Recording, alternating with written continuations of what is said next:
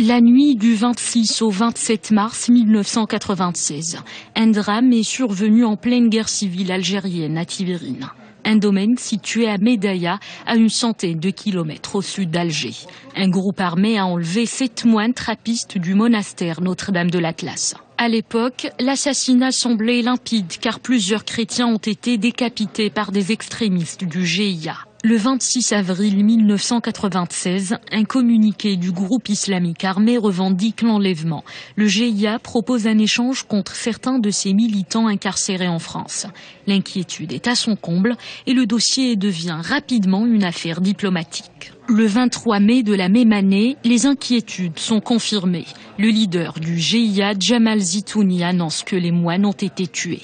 Quelques jours plus tard, l'armée algérienne annonce avoir retrouvé les cadavres des frères de Tiberine, mais sans préciser le lieu. Ils sont donc enterrés sous haute surveillance à Alger en présence de plusieurs personnalités algériennes.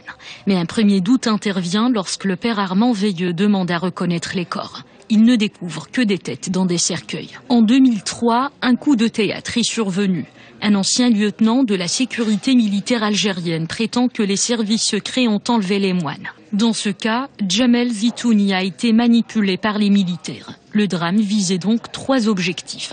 D'abord, pousser les moines à quitter la région car ils soignaient les insurgés, discréditer le groupe islamique armé, puis obtenir la reconnaissance de la France en faisant libérer les otages. Mais l'affaire a mal tourné. En 2004, une enquête judiciaire est ouverte à Paris. Mais il fallait attendre 10 ans pour que les juges Marc Trévidic et Nathalie Pou se rendent en Algérie avec une équipe d'experts pour autopsier les têtes des moines. Les prélèvements effectués sont toujours bloqués en Algérie car les autorités refusent toujours de les laisser sortir du territoire. L'avocat des familles des moines accuse aujourd'hui l'État algérien. Selon Patrick Baudouin, l'Algérie freine les recherches et les démarches depuis 20 ans. L'identité du leader du GIA conforte la thèse sur l'implication d'Alger dans cette affaire. Jamal Zitouni est un agent double selon l'ex-militaire algérien Abdelkader Tira.